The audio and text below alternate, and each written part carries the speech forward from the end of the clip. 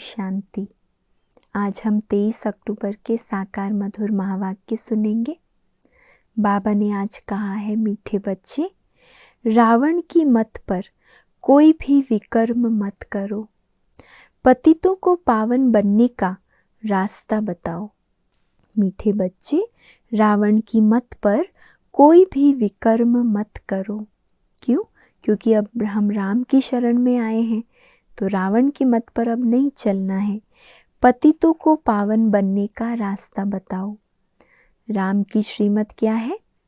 अब पतितों को पावन बनने का रास्ता बताओ। प्रश्न है, सयाने सेंसिबल बच्चे कौन सा पुरुषार्थ करते हुए एक श्रीमत का ध्यान अवश्य रखेंगे? उत्तर है, सेंसिबल बच्चे ऊंच पद पाने के लिए निरंतर याद में रहने का पुरुषार्थ करते हुए सदैव इस श्रीमत का ध्यान रखेंगे कि हमको निमित्त बन अनेक आत्माओं का कल्याण करना है। जो बहुतों का कल्याण करते हैं, उनका कल्याण स्वतः ही हो जाता है। बाबा कहते हैं, जो बहुतों के कल्याण के निमित्त बनते हैं, उनका कल्याण स्वतः ही होता जाता है। तो क्या ध्यान रखेंगे सेंसिबल बच्चे? हमको निमित्त बनकर अनेक आत्माओं का कल्याण करना है। निरंतर याद में रहने का वो पुरुषार्थ करते हैं। गीत है आज का, तकदीर जगाकर आई हूँ। हम सब आए हैं बाबा के पास, हमारी तकदीर ऐसी जगी जो बाबा हमें मिला। अब भविष्य के लिए ऊंच तकदीर बनाने के लिए पुरुषार्थ करना है। ओम शांति। बच्चों की बुद्धि में अभी नई दुनिया और पुरानी दुनिया दोनों है, क्योंकि बच्चे जानते हैं पुरानी दुनिया का विनाश अभी होने वाला है और नई दुनिया बाप ही रचते हैं। बच्चे जानते हैं शिव की जयंती भी मनाते हैं, रात्रि भी मनाते हैं। दोनों अक्षर का अर्थ दुनिया में कोई नहीं जानते। शिव जयंती अर्थात शिव का जन्म। अब यह तो मनुष्य का जन्म मनाते हैं, शिव का जन्म तो होता ही नहीं। समझते नहीं कि जन्म कैसे लेते हैं। श्री कृष्ण का तो गाया हुआ है कि उनका जन्म हुआ है। शिव जयंती के लिए कोई वर्णन नहीं है। कृष्ण जयंती का जितना धूमधाम से उत्सव मनाते हैं, बाबा कहते शिव जयंती के बारे में तो कोई वर्णन नहीं करते। गाया हुआ भी है, परमपिता परमात्मा ब्रह्मा द्वारा स्थापना करते हैं। क्या ऊपर सूक्ष्म वतन में बैठ किसको प्रेरणा करते हैं? ये तो हो नहीं सकता। याद तो करते ही हैं पतित पावन बाप को। जब बाप खुद आकर समझाए, तब मनुष्यों की बुद्धि में बैठे। ये ड्रामा में होने के कारण बाप को आना ही है संगम पर। तुम बच्चे जानते हो कि बाप आया हुआ है, परंतु अभी तक ऐसा कोई मुश्किल ही समझते हैं। यह ओपिनियन में कोई नहीं लिखते हैं कि बरोबर परमात्मा ब्रह्मा द्वारा भारत को फिर से श्रेष्ठाचारी सतयुगी दुनिया बना रहे हैं। यथार्थ रीति कोई समझते नहीं है कि बाप आया हुआ है। स्वर्ग की राजाई का वर्षा दे रहे हैं, राजयोग सिखला रहे हैं। हजारों आते हैं, फिर कोई ठहरते हैं, उनसे भी आते आते फिर घटते जाते हैं। जैसे कल भी बाबा ने कहा ना, थोड़ा भी संशय आता है तो सुनंती कथनती और फिर भागंती हो जाते हैं। तो ऐसे आते भी थोड़े हैं, उनमें से भी कम हो जाते हैं। कितने तमोप्रधान बुद्धि बने हैं जो इतनी सहज बात सहज नहीं समझ सकते। बाप कहते हैं, मामेकम याद करो तो तुम्हारे विकर्म विनाश हो जाएं। ये योग अग्नि है जिससे तुम सतो प्रधान बन जाएंगे। कोई भी विकर्म नहीं करो। विकर्म कराने वाला है रावण। उनकी मत पर नहीं चलो, कोई को दुख नहीं दो। बाबा की मत क्या है? रावण की मत पर नहीं चलना है, किसी को दुख नहीं देना है। बाप आया है पतितों को पावन बनाने। बाबा कहते हैं तुम्हारा भी यही धंधा है, रात दिन यही चिंतन करो। हम पतितों को पावन बनने का रास्ता कैसे बताएं? रास्ता बहुत सहज है, योग बल से ही हम सतो प्रधान बनेंगे। ये है अविनाशी सर्जन की दवाई। क्या दवाई मिली हमें? योग बल। योग बल से ही जन्म जन्मांतर की आत्मा की बीमारी खत्म होगी। ये कोई मंत्र आदि नहीं है, ये तो बाप को सिर्फ याद करना है। कितना क्लियर समझाते हैं। कल्प कल्प यह समझाया था, गाते भी हैं। ज्ञान, भक्ति, वैराग्य। वैराग्य किसका? इस पुरानी छीछी दुनिया का। पुरानी दुनिया में बिल्कुल पाप आत्मा बन गए हैं। कहते भी हैं पतित पावन लिबरेटर आओ। लिबरेट किससे करना है? दुख से, रावण राज्य से। रावण को अंग्रेजी में ईविल, शैतान कहते हैं। तो कहते हैं शैतान के राज्य से मुक्त कर घर ले चलो, हमारा गाइड बन साथ ले चलो। जैसे कोई जेल से छुड़ाए बहुत प्यार से घर में ले जाते हैं। बेहद का बाप सब बच्चों को खातरी देते हैं, तुमको हम जेल से छुड़ाने आया हूँ। मेले प्रदर्शनी में भी ये मॉडल रूप में दिखाया गया है। कैसे सब जेल में पड़े हैं, फिर भी मनुष्य कुछ समझते थोड़ी ही हैं। बाप कितना सहज रीति समझाए विश्व का मालिक बनाते हैं। प्रदर्शनी में चित्र भी देखते हैं, रावण की कैद में बंद हैं, फिर भी बुद्धि नहीं चलती कि सचमुच रावण कौन है, कैसे हम उसकी जंजीरों में फंस गए हैं। दुनिया के ऐशो आराम सुख सुविधाओं को ही सच्चा सुख समझ लेते हैं। तो बाबा कहते मैं तो कितना सहज समझाता हूँ। कहते हैं मुझे याद करो तो तुम्हारे पाप कट जाए, तुम सतयुग के मालिक बन जाएंगे। कितना सहज है। कोई भी धर्म वाला समझ जाए, बताना चाहिए फलाना धर्म कब स्थापन होता है। अंत में सभी आत्माएं अपने अपने सेक्शन में चली जाएंगी। फिर शुरू होगा देवी देवता धर्म। ब्रह्मा द्वारा स्थापना ये लिखा हुआ है। त्रिमूर्ति का चित्र है नंबर 1। त्रिमूर्ति और गोला इस चित्र पर बिल्कुल क्लियर समझाया जा सकता है। ये भी समझाया है, एक है शांति धाम, दूसरा है सुख धाम और यह है दुख धाम। इस दुख धाम से चाहिए वैराग्य। अब भक्ति की रात पूरी हुई, सतयुग त्रेता का दिन शुरू होता है। बाप कहते हैं अब पुरानी दुनिया खत्म होनी है, इसलिए क्या करना पड़े? पुरानी दुनिया खत्म होने वाली है, इसलिए इससे वैराग्य चाहिए। वो है हद का वैराग्य, ये है बेहद का वैराग्य। वह सन्यासी आदि कोई नई दुनिया नहीं रचते हैं, क्रिएटर बाप है ना, उनको कहा जाता है हेवनली गॉड फादर, हेवन स्थापन करने वाला। दूसरा कोई तो है नहीं। पढ़ाई है सतयुगी राजधानी प्राप्त करने के लिए। ज्ञान सागर आकर ज्ञान देते हैं। ज्ञान सागर पतित पावन उनको ही कहा जाता है। नॉलेज काहे का?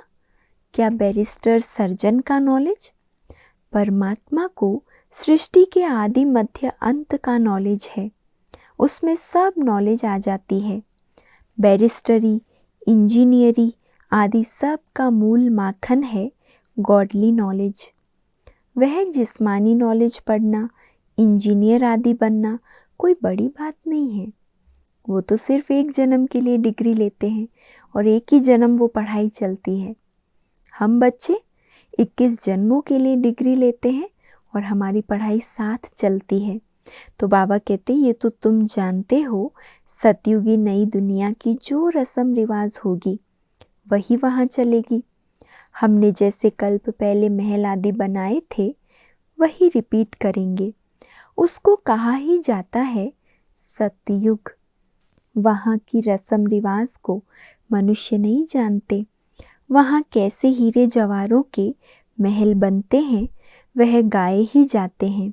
16 कला संपूर्ण, संपूर्ण निर्विकारी। जो रस्म रिवाज होगी उस अनुसार राजाई चलेगी। वह ड्रामा में नूंद है, आत्माएं अपना पार्ट बजाएगी। मकान कैसे बनाएंगे, कैसे रहेंगे, वह सब नूंद है। जैसे इस पुरानी दुनिया की चलती है वैसे उस दुनिया की चलेगी। यहाँ है असुर, वहाँ है देवता। शास्त्रों में ये बातें कुछ नहीं है। ज्ञान और भक्ति गाते भी रहते हैं। ब्रह्मा का दिन, ब्रह्मा की रात। ब्रह्मा का ही नाम लेते हैं, विष्णु का नहीं। ब्रह्मा ही विष्णु हो जाते हैं। ब्रह्मा सरस्वती विष्णु के 2 रूप लक्ष्मी नारायण हैं। इसलिए बाबा ने समझाया है कि लक्ष्मी नारायण ही 84 जन्म के बाद ये बनते हैं। राजयोग की तपस्या करते ही यहाँ है, सूक्ष्म वतन में नहीं करते। यज्ञ आदि भी यहाँ रचा जाता है।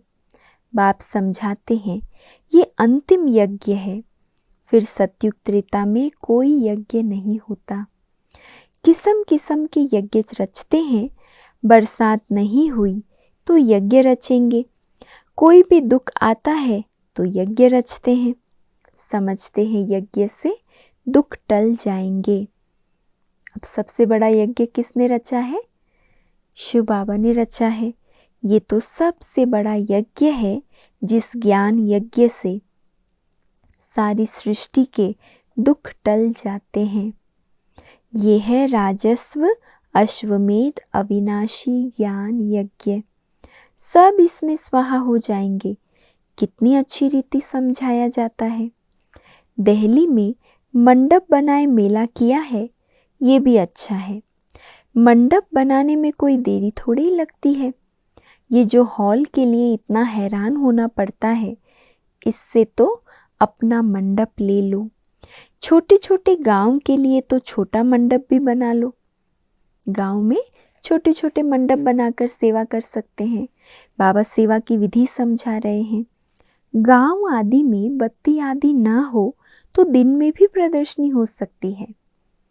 अपना ही सामान हो, लोन पर क्यों लेवे? बाबा डायरेक्शन दे रहे हैं प्रदर्शनी कमेटी को, क्योंकि शुरू में प्रदर्शनी से बहुत सेवाएं हुई, तो उस समय बाबा प्रदर्शनी से कैसे सेवाओं का विस्तार करना है वो बाबा समझाया करते थे। अभी तो देखो सब कुछ डिजिटल हो गया है, ऑनलाइन में भी देख सकते हैं, सुन सकते हैं। तो अभी का समय अलग है, उस समय बाबा ये डायरेक्शन देते थे। वाटरप्रूफ मंडप बना लेवें, भल बरसात पड़े हर्जा नहीं। बाबा जब दिल्ली गया था तो ठंडी में भी मंडप में जाकर भाषण करते थे।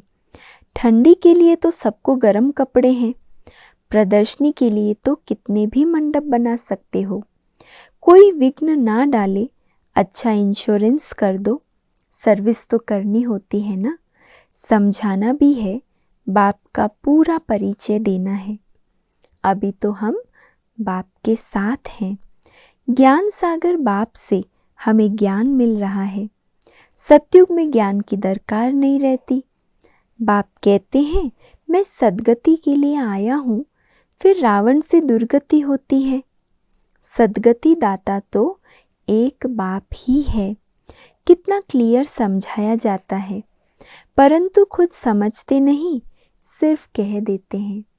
ये मनुष्यों के लिए बहुत अच्छा है, औरों के लिए क्या कहेंगे? सारी दुनिया के लिए, मनुष्यों के लिए ये ज्ञान बहुत अच्छा है। खुद के लिए कुछ नहीं समझते, बाकी खुद समझें उसके लिए फुर्सत नहीं। बड़े बड़े लोगों को भी कितना जाए समझाते हैं।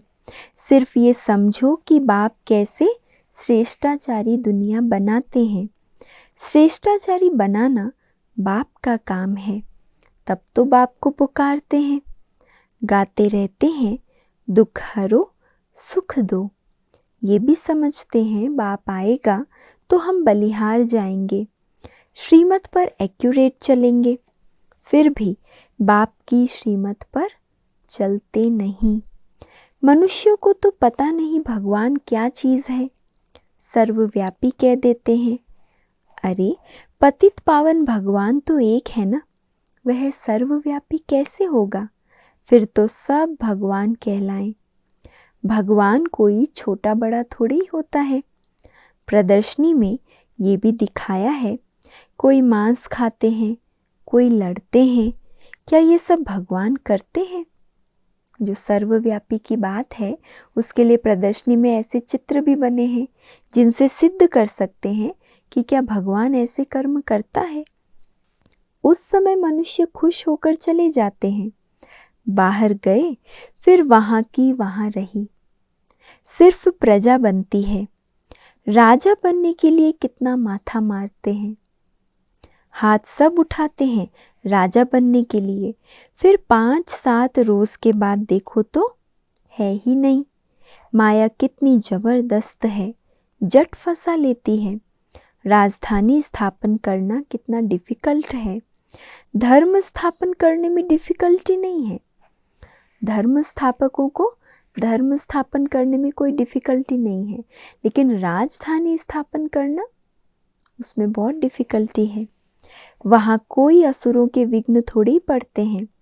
यहाँ बच्चे कहते शादी नहीं करेंगे, तो बाप कहता है शादी तो ज़रूर करना है। शादी बिगर दुनिया कैसे चलेगी? अरे शादी न करना तो अच्छा है ना। शादी नहीं करेंगे तो बच्चे भी नहीं होंगे, बर्थ कंट्रोल हो जाएगा। बाप समझाते हैं, अब जो करेगा सो पाएगा। आगे चलकर बहुत जल्दी जल्दी बनेंगे। तुम बच्चे जानते हो, जैसे कल्प पहले स्थापना हुई थी वैसे ही होगी। जो दिन बीता वह कल्प पहले मुआफिक। रात को सोते हैं, ख्याल चलता है आज सारा दिन जो पास हुआ वह ड्रामा अनुसार। फिर कल जो होना होगा सो ड्रामा अनुसार होगा। सिवाय तुम्हारे और किसको भी पता नहीं कि ये ड्रामा है। दुनिया में किसी को पता नहीं कि ये ड्रामा है और हर 5000 वर्ष बाद हूबहू रिपीट होने वाला है। उसका आदि मध्य अंत क्या है कुछ पता नहीं। तुमको मालूम है तुम पुरुषार्थ करते हो और तो सब घोर अंधियारे में है। जो कुछ पार्ट चलता है वह ड्रामा अनुसार। आज यहाँ बैठे हो और कल बीमार हो जाते, वह भी कहेंगे ड्रामा अनुसार भोगना भोगनी है। कल्प कल्प ऐसे होगा। ड्रामा बुद्धि में है, इसलिए कोई फिक्रात नहीं होती है। विघ्न पड़ते हैं, काम में देरी पड़ती है। समझते हैं कल्प कल्प देरी पड़ी होगी। आसार ऐसे मालूम पड़ते हैं। ऊंच पद पाने के लिए पुरुषार्थ बहुत करना है। आसानी से ऊंच पद नहीं मिलेगा। बाबा कहते पुरुषार्थ बहुत करना है। देखना है कि हम ऊपर चढ़ रहे हैं। बाबा की सर्विस करते हैं कि एक जगह पर खड़े हैं। चेक करना है हम कोई का कल्याण करते हैं, बहुतों का कल्याण करेंगे तो हमारा भी कल्याण होगा। इम्तिहान जब पूरा हो जाएगा फिर सब मालूम पड़ जाएगा कि हम ये पद पाएंगे। कल्प कल्पांतर की बाजी है।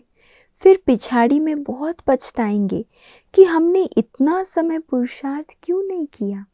अभी तो बाबा कहते समय है, फिर समय बीत गया तो कल्प कल्पांतर की ये बाजी हाथ से निकल जाएगी। फिर पछताएंगे कि हमने इतना पुरुषार्थ क्यों नहीं किया, बाबा की श्रीमत पर क्यों नहीं चले। बाबा सिर्फ कहते हैं मन मना भव। बस कितने प्यार से कहते हैं बच्चे मुझे याद करो, औरों को भी रास्ता बताने की सर्विस करो। क्यों नहीं पुरुषार्थ कर ऊंच पद पाना चाहिए। उनको कहेंगे सयाने सेंसिबल बच्चे। पढ़ाने वाला भी समझते हैं कि ये श्रीमत पर नहीं चलते हैं, किसका कल्याण नहीं करते हैं, तो ज़रूर पद भी कम मिलेगा। जितना बहुतों को रास्ता बताएंगे उतना ऊंच पद पाएंगे। अपने लिए सर्विस करनी है, जो करेगा सो पाएगा। तो पुरुषार्थ करना चाहिए कि हम क्यों नहीं ऐसी सर्विस करें। कहाँ प्रदर्शनी होती है तो वहाँ हाफ पे पर भी जाकर सर्विस करते हैं, है ना। प्रदर्शनी होती है तो नौकरी से भी आधा दिन का छुट्टी लेकर सर्विस करते हैं। कोई तो फुल पे भी छोड़कर सर्विस करते हैं। बाबा कहते हैं बाल बच्चों के लिए कुछ चाहिए तो भेज दें। शरीर निर्वाह तो चाहे 1000 से करे चाहे 10 रुपए से करे। जितना जास्ती पैसा उतना ही खर्च ज़्यादा करते हैं। बाबा कहते शरीर निर्वाह तो 10 रुपए से भी हो सकता है, नहीं तो 1000 रुपया भी कम लगता है। पैसा कोई के पास बहुत है तो लाखों रुपया भी खर्चा होता है। बाबा तो कहते हैं भल तुम घास काटते हो। कितनी गहरी बाबा और दिल को छूने जैसी बात कहते हैं। कोई भी प्रकार का कर्म कर रहे हो लेकिन भल तुम घास काटते हो। सिर्फ बाप को याद करो तो 21 जन्मों के लिए स्वर्ग का मालिक बन जाएंगे। तो सारा मदार किस पर हुआ? हमारी योग की अवस्था पर, हमारे योग युक्त स्थिति पर मदार है। अच्छा, मीठे मीठे सिकिलधे बच्चों प्रति माता पिता बाप दादा का याद प्यार और गुड मॉर्निंग। रूहानी बाप की रूहानी बच्चों को नमस्ते और हम सब रूहानी बच्चों की रूहानी माता पिता बाप दादा को याद प्यार, गुड मॉर्निंग और नमस्ते। धारणा के लिए आज का मुख्य सार है। पहला पॉइंट, सब फिक्रातों से छूटने के लिए ड्रामा को बुद्धि में यथार्थ रीति रखना है। जो बीता कल्प पहले मुआफिक। इसीलिए ये भी याद रखना है, इस समय जो पुरुषार्थ करेंगे तो कल्प कल्प फिर वही हमारा पद हो जाएगा। इसीलिए पुरुषार्थ में ड्रामा को सही रीति से यूज़ करना है, उल्टी रीति से नहीं कि जो ड्रामा में होगा सो अच्छा। लेकिन नहीं, मैं जो पुरुषार्थ करूँगी ड्रामा में वो नूंद हो जाएगा। दूसरा पॉइंट, रात दिन यही चिंतन करना है कि हम पतितों को पावन बनाने का रास्ता कैसे बताएं। श्रीमत पर अपना और दूसरों का कल्याण करना है। श्रीमत क्या मिली आज बाबा की? अपना और दूसरों का कल्याण करना है। आज का वरदान है, सर्विस व पुरुषार्थ में सफलता प्राप्त करने वाले डबल ताजधारी भव। सर्विस व पुरुषार्थ में सफलता प्राप्त करने वाले डबल ताजधारी भव। संगम युग पर सदा स्वयं को डबल ताजधारी समझकर चलो। एक लाइट अर्थात प्योरिटी का ताज और दूसरा जिम्मेवारियों का ताज। ये दो ताज सदा हम लगाए रखें। एक है प्योरिटी का ताज, दूसरा है जिम्मेवारियों का ताज। प्योरिटी और पावर, लाइट और माइट का क्राउन धारण करने वालों में डबल फोर्स सदा कायम रहता है। ऐसी डबल फोर्स वाली आत्माएं सदा शक्तिशाली रहती है। उन्हें सर्विस व पुरुषार्थ में सदा सफलता प्राप्त होती है। लाइट का क्राउन और पावर माना प्यूरिटी है लाइट और पावर माना माइट। तो लाइट और माइट डबल क्राउन होने से सर्विस और पुरुषार्थ में सदा सफलता प्राप्त होती है। आज का स्लोगन है, दिव्य गुणों के आधार पर मन वचन और कर्म करना ही दिव्यता है। दिव्य गुणों के आधार पर मन वचन और कर्म करना ही दिव्यता है। और आज का व्यक्त इशारा है, एक बाप दूसरा ना कोई, यही आपकी अखंड अटल साधना है। यह अखंड अटल साधना वहाँ अखंड राज्य का अधिकारी बना देती है। यहाँ की अखंड अटल साधना, एक बाप दूसरा न कोई, ये सतयुग में अखंड राज्य का अधिकारी बना देती है। यहाँ का छोटा सा संसार, बाप दादा, मात पिता और भाई बहन वहाँ के छोटे संसार का आधार बनता है। तो जो संगम पर, वही भविष्य उसका आधार बन जाता है। अच्छा, ओम शांति।